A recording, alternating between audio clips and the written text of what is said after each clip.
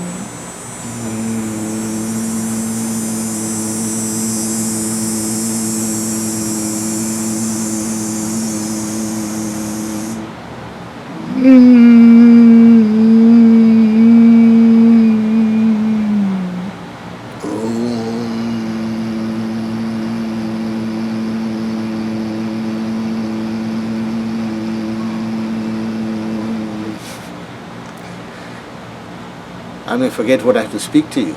Guys, I hope your neck and spine was in a straight line. Today we will talk about toxins and how it affects our body. We have toxins every day being accumulated by what we eat, what we drink, and what we smoke. All these toxins accumulate in the body in a way it can be detrimental to your health. We all know that. But how do we remove it? I'll tell you a story. I went to a doctor, a Canadian doctor here, and we were sitting down. I asked the doctor, can you tell me an exercise to massage my heart? He says he doesn't know any. Exercise to massage my liver? No. Exercise to massage my intestines? Other than externally done, but yourself? No. Then of course I did this way of breathing where I'm doing diaphragmatic breathing. So I did this.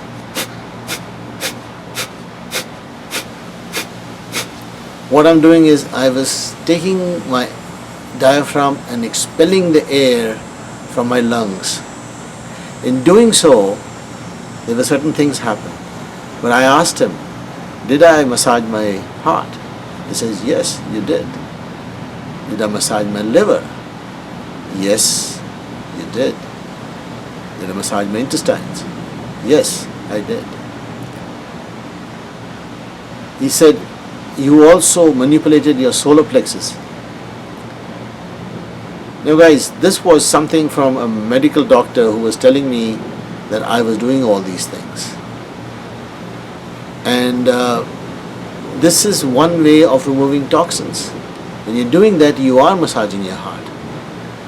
To that effect, the Heart and Stroke Foundation sent out an email to most, whoever they could go to, saying that in case they had a scenario, you are about 2 miles away from the hospital, you can see the hospital, and you suddenly have a pain in your heart, you know it's a heart attack.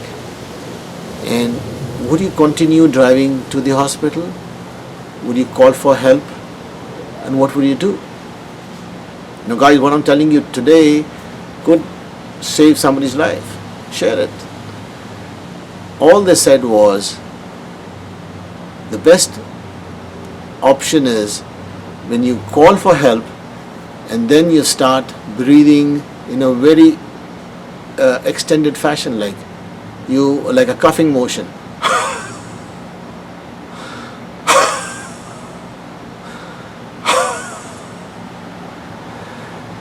What this was doing was massaging your heart. It was, the diaphragm was coming up very sharply and massaging your heart and helping it to last, say, another 10 minutes and possibly saving of a life. So what we are saying is, later on we are doing exercises which are going to be manipulating our heart, our intestine, our liver, everything in our cavity here, so that we remove a little toxins all the time. And this is our duty, to remove toxins if you want to live long. Because toxins are the one which accumulate and they cause organ failure, they got disease and all those things, wonderful things. We are going to beat that, because all you have to do is change a little way how you live and what exercises they do. All these exercises are condensed, from my experience, to a few which I think is the maximum benefit.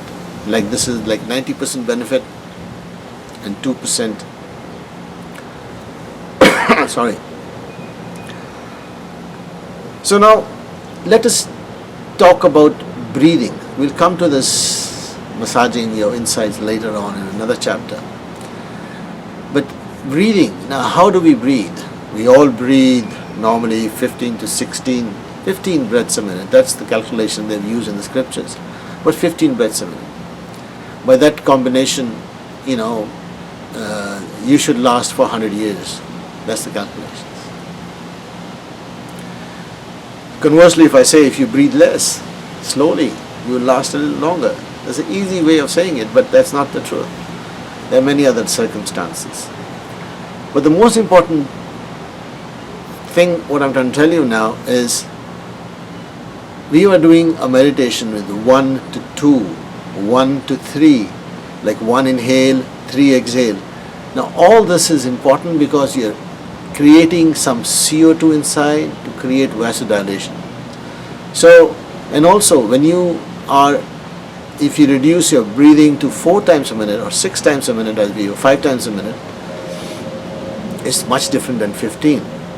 During your meditation especially, your heart rate comes down, your muscle tone comes down. What that does is, it lets your arteries open up a little more. They're not constricted as they would be if you were tense.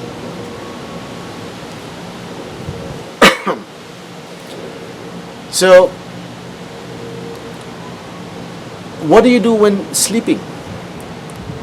See, sleeping is 8 hours of time when you can energize your body. And people forget about the sleeping part. But this is the most important time when you are forced to meditate. Sleeping is a type of a meditation. So, the best way to sleep, they say, is sitting down. Sit down on a chair with a little backrest and go to sleep. Okay, you'll be worried about your feet getting swollen up and all that. But that is the best way for the maximum blood to flow to your organs. You get the most restful sleep. Your body is energized. Why? Because when you do that, you are automatically inducing hypercapnia. So that means your arteries a little more open while in that position. Then people sleep The next best way to sleep is on your stomach. When you sleep on your stomach, your chest doesn't have methods of expanding. So that means you will not start hyperventilating. Hyperventilating is opposite of hypercapnia, where you allow all the CO2 which is collected to be expelled out immediately. There's nothing left. It's pure oxygen, which is good in a way. But the only thing is, it doesn't help open the arteries. So, sleeping on the stomach is the next best. And after that comes sleeping on your side, on your left side. It could be because of your heart and everything. The left side is the best side. The next best thing is on the right side, on your side, 3/4 prone, right side. And the worst position to sleep in is on your back, flat on your back, because your chest now has got full range to expand and come back. Now this is what most of the snorers also do that. They start snoring that way, loudest when they're on their back. Now what that happens is you constrict your blood vessels because you are having pure oxygen coming in and out. And of course snorers have a little problem. They are also reducing their intake by about 20% because every time you hear a noise, that's a blockage of air, blockage of air, blockage of air. If you have a clear pipe, you have so much of air going inside. But if you hyperventilate, it's better than not having air at all.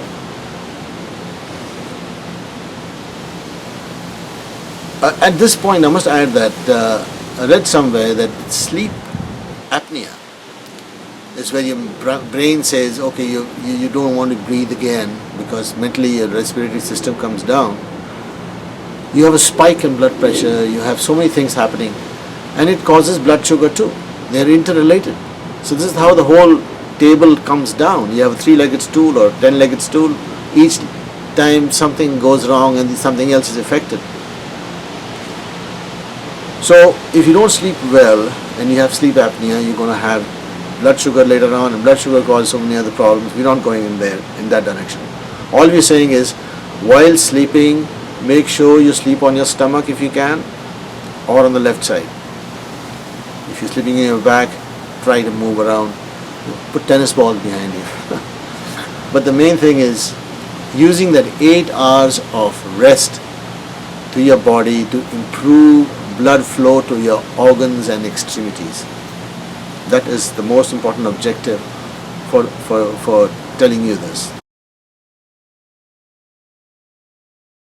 Yeah, I had been doing a combination of all these exercises for many years, and I was in a company of some cardiologists. This is very recently, about 2 years ago, and I said, when you sit down in a meditation pose and you start breathing in a certain way, like the one which you massage your insides, you are sending blood to your brain. You are oxygenating your blood. That's what I read in the scriptures. There's no scientific explanation how it helps. So I told them, I said, this is the way I think it is, and tell me whether I'm right or wrong. They said, you're talking crap. It doesn't happen that way. And I was all along doing this exercise without knowing the reason I was doing it. I was doing it because it was written in the scriptures, that's the way to do it, and this is what happens. But I wanted to know the truth. So I found this Dr. Butiaka's site, and he had so nicely explained each and every pranayam, these breathing techniques, scientifically, how it helps. This is where I got this idea of correlating that when you do these exercises, you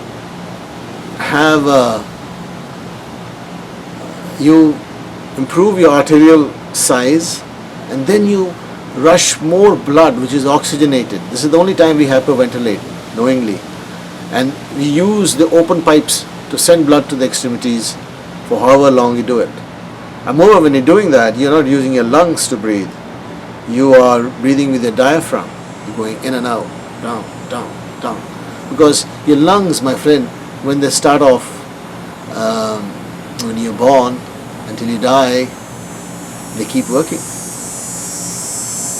We are a string of breaths. Life is a string of breaths. You just remove one from the string, the whole necklace is gone.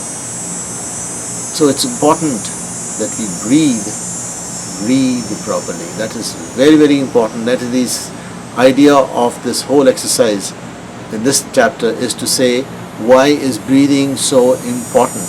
We all breathe, but change it a little bit so you can get the maximum benefit of the same air which everybody takes. All you're doing is using that efficiently, knowingly, using the 5,000-year-old techniques which have been passed on but never been understood properly. But here we are doing it in an organized fashion, in a scientific fashion, in some way where I have done this and I am sharing this with you. Now, I want to give you another story, and that was only recent, like about 6 months ago. By the way, guys, I am in a constant mode to learn. I am no guru. I am a learner, and I am only sharing what I know. For you to do this research would take a long time. I've done it, and I'm sharing it with you. I asked him, Chris, he's a Canadian doctor and nephrologist. I said, I have this thought that the body's autoimmune system works in this fashion. He says, which fashion? I said, when you're sick, when you have a fever, what happens? Your heartbeat goes up, your temperature rises because of that. Now, why did the heartbeat go up? Because you were tense, your arteries were even more constricted. The heart had to pump a little more to reach the extremities of the organs and the skin, which is the primary objective. So body was automatically doing that to bring you back to normalcy, to bring you back to good health. Now this is the body's unconscious or the conscious way. It's like an automatic way of recovering you, bringing you back to good health. It's like inherent in our body to do that. Now, if you look at the whole process, if we can, this whole idea of this whole concept is based on the fact that we are replicating what happens when you're sick. We are replicating when you're healthy to make sure we don't get sick. We ensure there is enough blood flowing to the extremities. We are ensuring there's enough nutrients going to the blood cells. Because what is blood cells? It needs nutrients and it gives away waste. Every cell is conscious. They have their own consciousness. And if you don't look after them, they will decay. When they decay, they will degenerate. When they degenerate, then what is produced new may not be the right cell as per DNA, it will be something else. So we don't want that. We want to make sure that if we irrigate our body parts with extra blood every day, we will only get some good out of it. A lot of good. In fact, you'll be sick less, you won't have any diseases, let's put it this way. There's no guarantee that you won't have it. If you don't do it, of course, nothing is going to happen. But I'm saying, in my experience, touch wood, I haven't had a cold for the last 10 years now. And I went to India for a year. I wasn't sick at all because my body autoimmune system had come to a different level. And that's why I am telling you this is an excellent system. So we are replicating the body's autoimmune system in our exercise routine. We are going to merge it with our meditation, with our breathing pattern. So in about 30 minutes a day, if you do it every day, I can guarantee that nothing going to happen to you. You will start seeing the results immediately. Number one, benefit. Benefit number one. Your skin is going to glow with the 3 exercises they're going to give you. It's going to glow. Your brain is going to be irrigated with more blood than you know. Now this is important to ensure you don't get Alzheimer's. One of the most important things. What is Alzheimer's? Because not enough blood going to the brain and your connections stop making any sense, and of course you have a disease. So let's say it delays the onset. I don't know what the hereditary problems are, but it delays the onset. All your internal organs are in good health. Your heart, your liver, your spleen, your stomach, your intestines, everything, endocrine balance comes into shape. Everything is perfect, A1. Like you reinvented yourself every day, a little bit every day. And this is not after the fact you got sick. This is to prevent you to becoming sick and prevent you from achieving a grand old age. Now you will keep asking, somebody must be asking, what are we going to do with the extra years we have? Well, that is the topic of my last lecture when I talk about love and how this good life is often not long enough, and long life is often not good enough. So we're going to make it good for you there also. Again, my perspective and my formula and what I see is best for human beings. I would say it would be. I don't know whether you think so or not, but I am telling you from a personal experience that it is fantastic. And of course, we're also going to do something about the food. Another thing I want to talk about is how the respiratory system affects the circulatory system. Now we have the last lecture you saw the chakras and how each chakra is, let's say, looking after a certain group of organs in your body. Your respiratory system is your lung, and your heart is your circulatory system. How can we affect, how breathing can affect the heart? Again, I think the correlation goes something like this. When you alter your breathing state,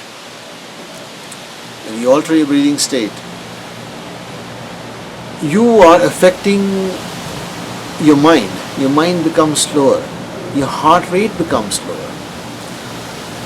And when you start creating a little CO2 by the pattern of breath you make, you create bigger arteries, slightly bigger arteries, which causes more blood to flow. So your circulatory system becomes a little more efficient. Of course, with proper breathing, you can also affect your digestive system, your excretory system. All these are interrelated. But the most important is how breathing system affects the circulation system. So in conclusion, I would like to say, in the next lesson, we are going to do all these exercises, or introduce you to these exercises which I do, which achieve all those things which I talked about. And I hope you continue doing meditation, because even if you don't do these exercises, meditation by itself gives you at least 80% of the benefit. Let's put it 80% of the benefit. Then this is the remaining 20% which you make it superhuman. So, and it's not asking for much. If you do 3 cycles, the 24 breaths in one cycle, You're talking about 72 breaths. For 72 breaths, sits with neck and spine in a straight line. And take your mind wherever you want to go. If you don't want to think anything, that's fine too. Make that humming sound in and out. But otherwise, do it. It's like the Nike ad. Do it. It's a gift to your body, to your legacy. And you have to do something. We'll find something for you to do. But the main thing is to get healthy first. The only boon I give to anybody when I'm wishing them for their birthday is I hope you have good health. That is number one. Now here I'm giving you a boon. May you have a long life and good health.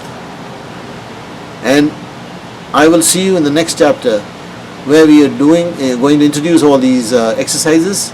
In the meantime, take care and happy meditating. Thank you very much.